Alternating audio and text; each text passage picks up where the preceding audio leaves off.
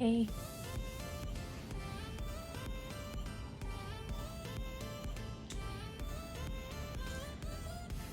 Even though it's not like cold outside in LA, I still want warm coffee to give me fall vibes. I know, I'm forcing it, whatever. It's definitely 90 degrees outside.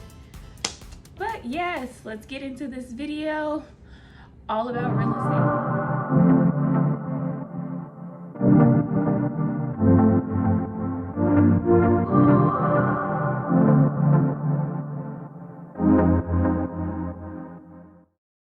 Alrighty, so today this is going to be a real estate education video, real estate terms, and then this is just basically vocabulary. Like once you start your real estate transaction and you get into buying a home, these are pretty much words that you'll come across a lot, either when you're searching for a home or once you actually get into contract and start your process. So I'm going to give you some terms that are going to be really familiar, and then before you like even start the home process, you know, you'll kind of have an idea of what, you know, everything is that, you know, the person, your agent, or, you know, your loan officer, or things like that. So this is going to be a two-part video because obviously I didn't want it too long because you guys won't pay attention. So today I'm gonna do 6 words, and then on the next video, part 2, you will get another 6 words. So these are top 12. Wait, no, I can't.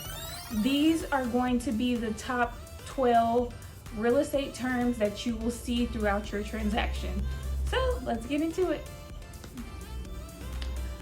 I have my new computer here.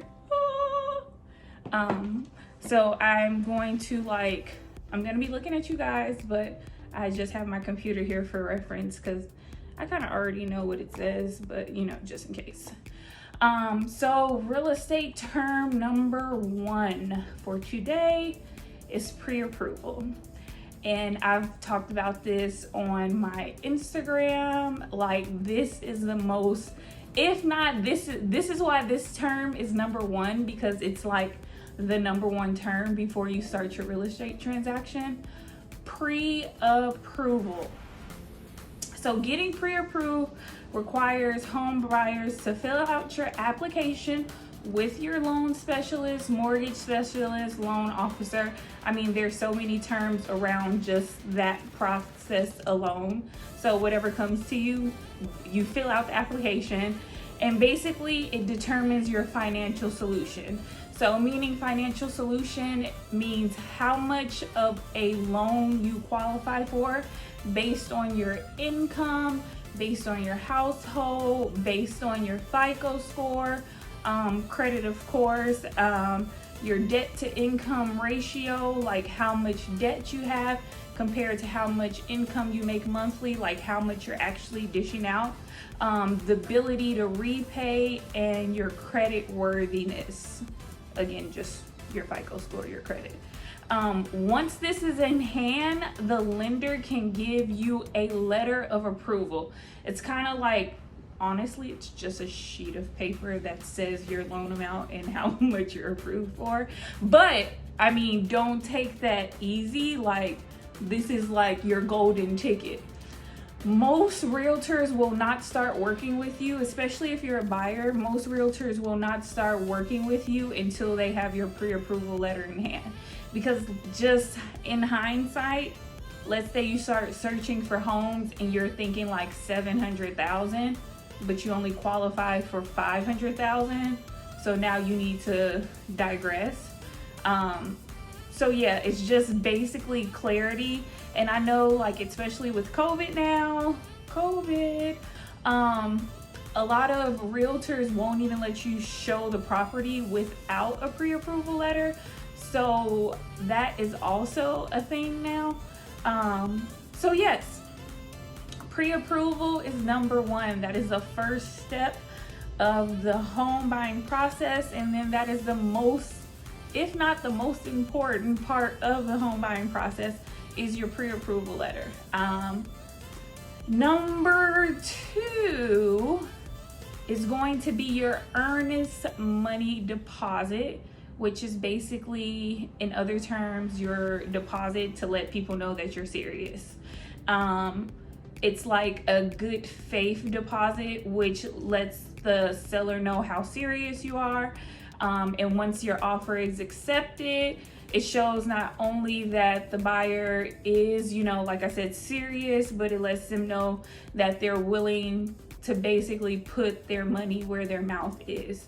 Now, earnest money deposits, depending on, once you got your pre-approval, they do vary. So, if you're going for FHA, they could be anywhere from 1 to 3%, or, just on a standard conventional loan, it's like from 15 to 20%, or, some people just, put however much they can, some people go higher than that. But this is literally just your deposit down to start the transaction. Without the earnest money, most people will not start the transaction. And I will let you know, because remember, I used to work in escrow. That is very serious. If you're an earnest money deposit, usually they give you about 24 to 48 hours to put your earnest money deposit. Either, I know in some states it's in title, to the title company. They give you about 24 to 48 hours to send your earnest money deposit, however it is. Cashier's check, that usually isn't the only forms of payment. But I know here in California, you get about 24 to 48 hours to deposit your money into escrow. And yeah, I know a lot of states, some have title companies, some have escrow. It kind of just depends on the state that you're in. So yes, that is your earnest money deposit, which is your deposit on your new property if the transaction goes smoothly, but we'll get into that. Number 3 is going to be as is. As is a tough word, and it's a tough term, and it's exactly what it sounds like. As is pretty much as is. The property is coming as is. The seller is not going to do anything for you. They're not going to make any fixes outside of what they already did. Or even if they didn't do anything, they're pretty much like, take it as you see it.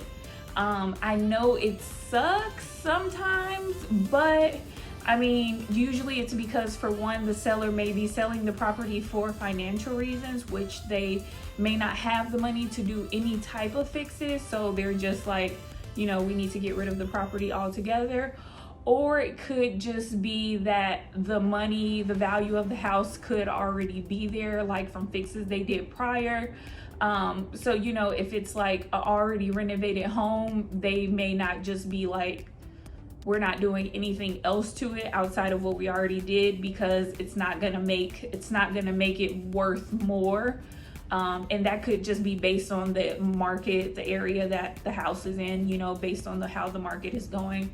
I've seen a lot of as-is properties, so sometimes it's good, sometimes it's a negative, because and usually those as-is properties are usually, subject to inspection, or, you basically have to do your own due diligence as the buyer and your agent.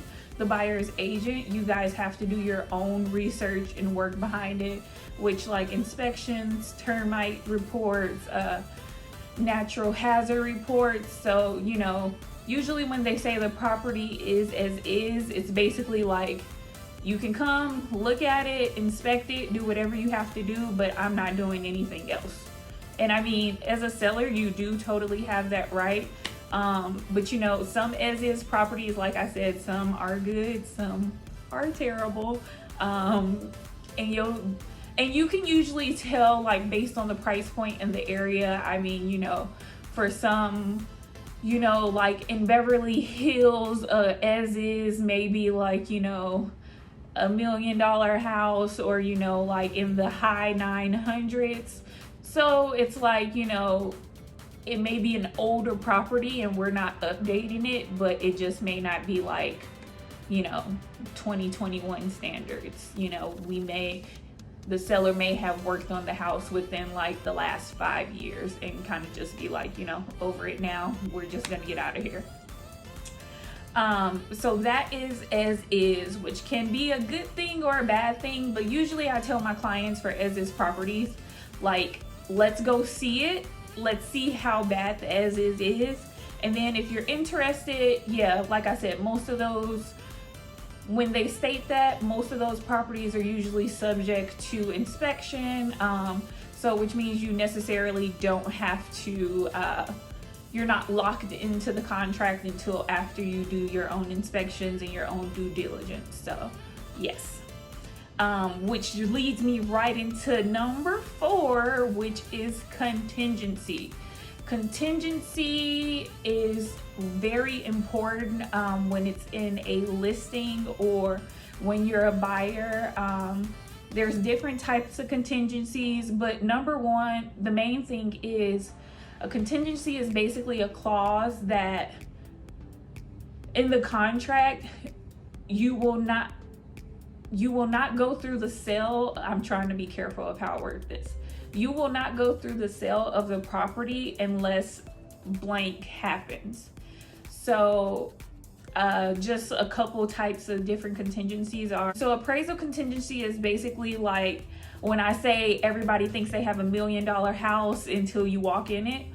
So this is what that is. An appraiser, basically you have somebody that's a third party that comes and looks through the property, and they go based on the area and the market. Appraisers are all certified. If you're not working with the certified appraiser, I don't even know what you're doing. But yes, appraisers are all certified within their state that they're working in. An appraisal contingency is basically like, it allows the buyer to step out of the contract if the appraisal comes in lower than what the listing price is. This just also keeps people in a neutral ground of, like, you're not saying the home is worth $1 million when,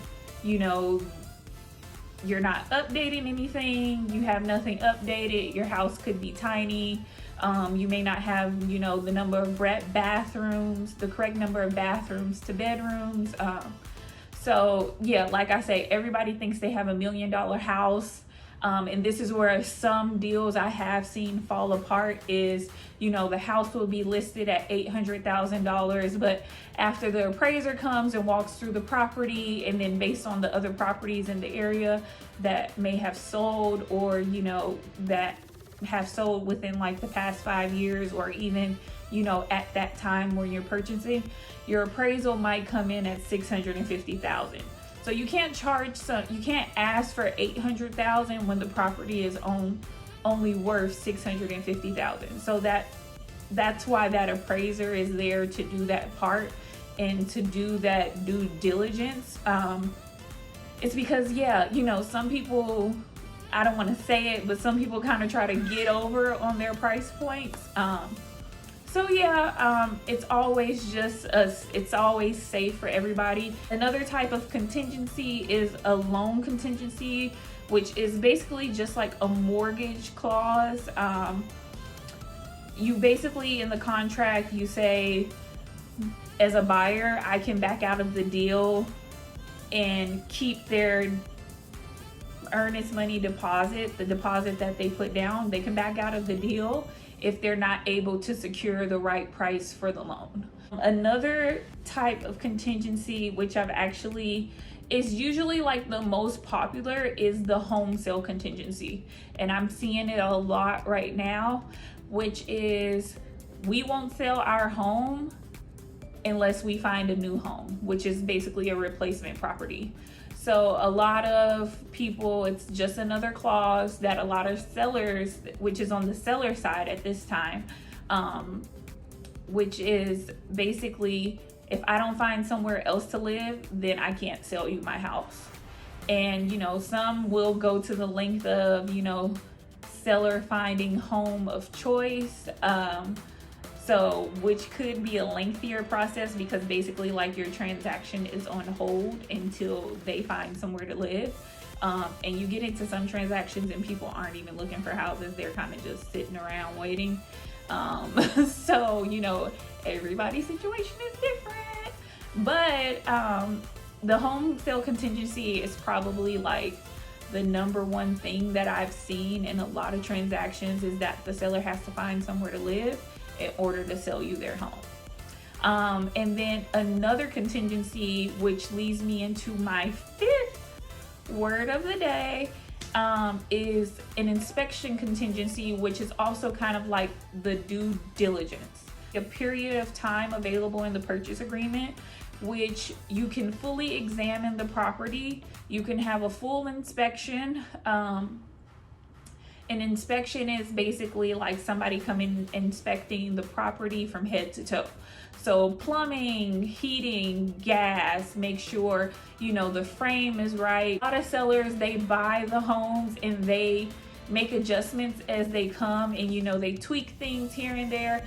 But, you know, I always tell people, let's always get the inspections done. Let's not give up that period of time, because I don't want you to come back to me later and say, hey, you know, there was a plumbing issue. We ended up having to like re-gut the whole plumbing system, or, you know, the frame of the house, you know, there was a wood piece and it fell down, and like now the whole frame of the house is falling apart.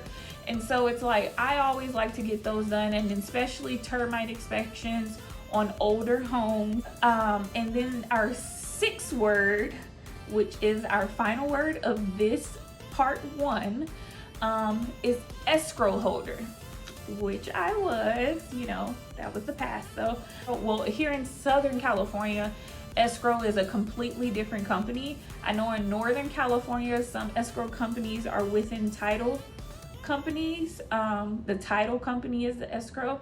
And I know in some other states, it's kind of the same way. A lot of states don't have like individual escrow offices. They have just the title company kind of does everything. But the escrow holder, it's basically the third party who is completely neutral to the transaction, which is basically like, you know, making sure everything is going correct, making sure nobody's trying to get over on the other party, making sure both parties understand everything that is happening in the transaction, making sure all contingencies and inspections, everything is going through, making sure every timeline is met correctly. And I mean, generally they're just there. They're not there to give any advice. They're just basically there to hold everybody's hand through the transaction until you get to the end. And they are the money people as well. They hold the earnest money deposit. They're the ones that are in contact with the lender when the funds will be released. They're the ones exchanging the money. Escrow is kind of where you see transactions either close, or you also see them fall apart. And it could be, you know, because we can't, you know, clients can't agree upon something.